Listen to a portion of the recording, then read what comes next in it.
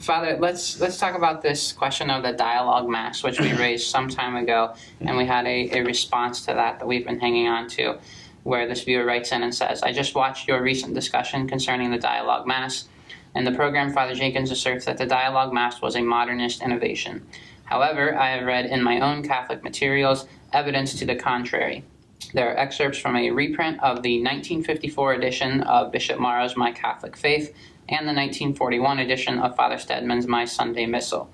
Bishop Morrow's catechism is widely promoted by traditionalists, and Father Stedman's Missal was even recommended by Father Jenkins in that video.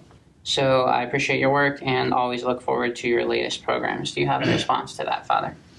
Well, actually, there is a response to it. The fact that those dates are given doesn't surprise me because it's a well-known fact that the modernists were very active in the 1920s and 30s, notably in Germany as well as in France. There was a time when, because of the triumph of naturalism and rationalism and Masons using these as liberalism. I mean, liberalism is basically just institutionalized formal contempt for God.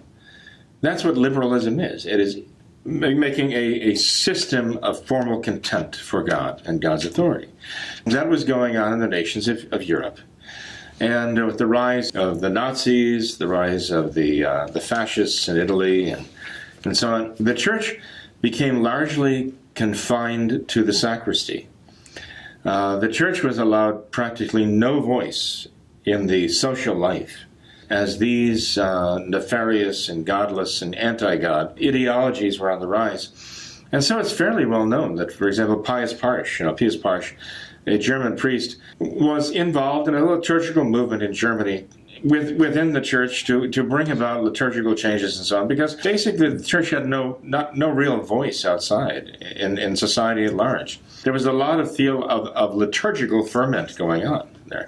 Now, Pius Parsch's name is fairly well known. I mean, his name writing books about the liturgy and so on. It's considered very, well, pious, that's his name. But he actually was introducing practices that were not necessarily traditional, but by the time the 1940s and 50s rolled around, they were fairly well established in some quarters. And so there were innovations going on before Vatican II. There were liturgical innovations going on before the 1950s. There were liturgical innovations going on before the 1940s. And St. Pius X writes about the activities of the modernists already in the first years of the 1900s. And already by that time, they were very well entrenched. I mean, he himself had said he had tried to deal with them and to bring them back to the faith. But it was only after long and arduous efforts on his part to bring them back that he denounced them in the encyclical of 1907. So we know the modernists were very active for quite some time. We know that from the time of Dom Guéranger with the liturgical movement, the modernists were working away to try to subvert and pervert that liturgical movement.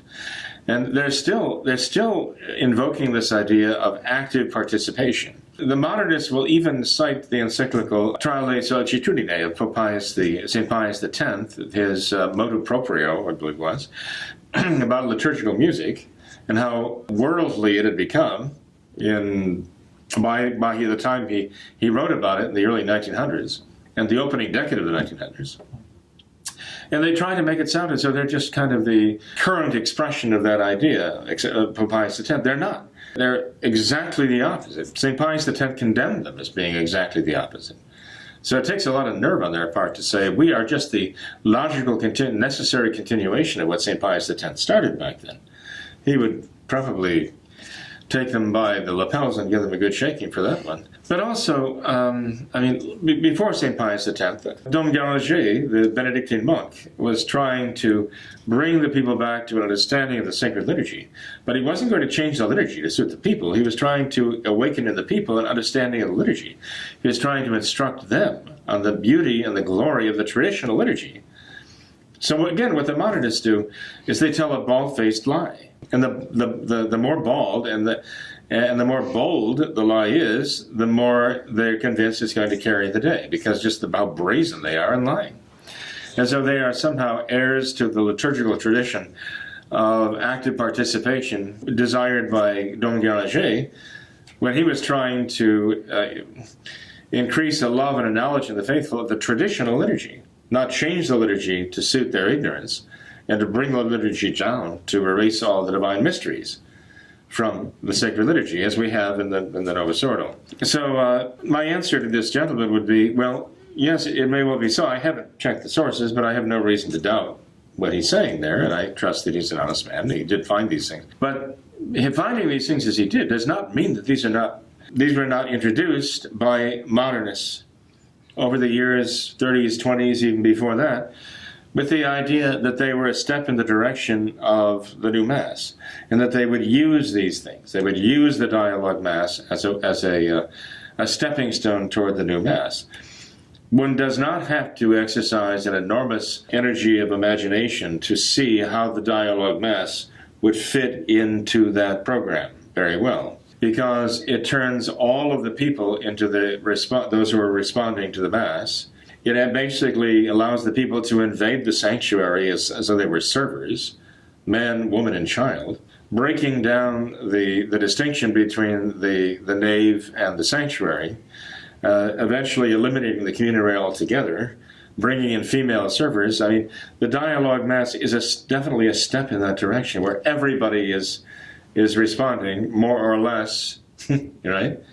But there's also even a certain amount of disorder involved in that, with everybody, responding or not, and responding more or less clearly and with more or less precision. It creates a certain amount of chaos, shall we say, a chaos factor. So much so that I've heard people who've been subjected to the dialogue Mass in the Pius X, Society of St. Pius X churches, saying it's extremely distracting to pray when I've got half of the people around me saying this, that, the other thing, some of them answering very badly and very broken Latin and very inaccurately, and others not responding at all, and saying it's just kind of bedlam. So this was not something that Dom Guéranger himself promoted in the liturgical renewal of the 1800s.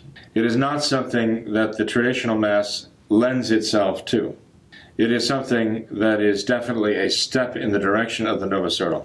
So even though the gentleman finds references to these things, the existence of these things, or an acknowledgement of the existence of these things, that doesn't make it traditional. Father, you mentioned the Society of St. Pius X. We have, I thought, was an interesting email here from a viewer who sums that up nicely. I thought he says the SSPX has been pushing the dialogue Mass down our throats for several years now. Okay. But your presentation did not touch on the posturing that the SSPX forces us in the midst of the sung dialogue Mass. We are to stand whenever the servers are standing and whenever the choir is singing. The end result is that we kneel for a total of 3 minutes, not counting the prayers at the foot of the altar in a high Mass. Mm-hmm. We stand for the Kyrie and the instancing of the priest. The only time kneeling is at the actual consecration until the Pater Noster begins. Then we are to keep standing until well after the priest's communion. The SSPX has us doing active participation and standing in reverence to our priests. What are your comments on this, Father? Standing in reverence to the priest. Well, it's true. I mean, people do stand when the priest comes in, and they stand as the priest leaves. So that's an act of acknowledgement of the priest being there as an alter Christi, But nonetheless, during the Mass, which is worship of God, during the Mass itself, when it's supposed to be kneeling before our Lord in the Blessed Sacrament. So standing when the priests enter the sanctuary, standing when the priest leaves the sanctuary, that's not a form of worship. But during the actual sacrifice of the Mass, one is supposed to stand during the reading of the Gospel. Okay? Actually reading of the parts of the Mass that come directly from the Gospels. Okay? Like at the last Gospel, the Gospel of the Mass itself, the Pater Noster, they can stand during a sung Mass for the Pater Noster. Some of it does depend upon a certain amount of local custom. Some of it is not spelled out rigorously in the rubrics, okay? But nonetheless, what he's describing here is definitely an abuse, to say the least, right? You know what it reminds me of, Tom? It reminds me of the Eastern Rite. If you go into the ancient basilicas of Rome, you'll find that the pews there seem almost makeshift. They're wooden, and it's clear that they didn't come with the original basilica. And this is because it was traditional or customary at the time in a basilica to stand. It was like the major court. It was the court of the emperor, right? He exercised judgment there. He received emissaries from nations there. It was a very important place in the life of the early Romans, the imperial palace and its basilica. And so when the basilicas were given by Constantine, notably St. John Lateran to Pope Sylvester, there were not pews. The place wasn't filled with pews. When the Mass began to be offered there, it was customary in the Greek and also in the Latin to stand. But the Latin rite adopted more and more the kneeling as a position of reverence, and also as the understanding of the people and the Mass, the understanding of the people regarding the Mass, that it is the holy sacrifice. That brought them to their knees. As the sense of that impressed itself upon them more and more and more, then the kneeling position and the prayerful position of the Mass, in the Latin rite became much more common. So that even in the great basilicas now, where there were no kneelers at first, there are now, because that is the Latin rite tradition. If you're going to have Mass in the Latin rite, that is the tradition, to kneel, not to do all that standing. If they want to find that, they can go to the Melkite rite or the Ruthenian rite or one of the Eastern, you have to find a priest who offers the traditional Eastern rite. Not so easy to find necessarily these days, but it was customary to stand for much of the Eastern Rite, Eastern Rite liturgy. But the Latin Rite adopted what is not the tradition of the Latin Rite, and that is the prayer position of kneeling, as a matter of supplication and adoration. So that is what they should be doing, not bringing in this dialogue Mass, and not bringing in this Mass where you're kneeling for basically 3 minutes during the whole thing, even with the presence of our Lord there in the Blessed Sacrament. You know how it is in the Latin Rite, Tom, when you go out for benediction of the Blessed Sacrament. As soon as the tabernacle door opens, everyone kneels in adoration. That's the indication of their awareness and their faith in the presence of Christ being brought from that tabernacle and placed before them. They then remain kneeling in adoration, right, until the Blessed Sacrament is put back in the tabernacle and you hear the tabernacle doors close. That's the Latin rite. I thought it was interesting, Father, in this email, the viewer actually quotes Archbishop Lefebvre, where he says, if our Lord is present on the altar, we must kneel. Right. So he speaks as an excellent representative of the Catholic Latin rite, the Roman rite. I call it the Latin rite, I'll call it the Roman rite. Because in the Latin rite there were different, even today, there are traditional Latin rites, such as the Premonstratensians, the Norbertines have their own rite that is proper to their order. The Dominicans have their own rite that is proper to their order. And the Benedictines in their own Latin. Okay, so the Latin rite encompasses all of these Latin rites of Mass, but they all have in common is the canon of the Mass, the standard canon of the Mass, that they all follow the same. There are different practices here and there for each of the religious orders that are very traditional, going back before Quo Primum of St. Pius V in 1570, which St. Pius V said in Quo Primum had to be maintained. They could not be given up because they were traditional.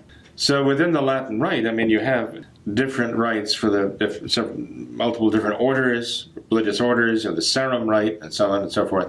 But they all have in common, obviously, the theology of the Mass as the holy sacrifice, the unbloody sacrifice of Christ on Calvary. And they all share in common what Archbishop Lefebvre says here, that sense of the reverence of kneeling before the Blessed Sacrament. God forbid that the Society of St. Pius X should be getting people away from that tradition of the Roman rite and for reverence toward the priests. That sounds like modernism to me. I'm sorry, but anyway, I'm sorry. It even hurts to hear that. That we'll, rather than show the reverence to our Lord in the Blessed Sacrament, we're going to show reverence to the priest by standing during the Mass, even while Christ is present on the altar.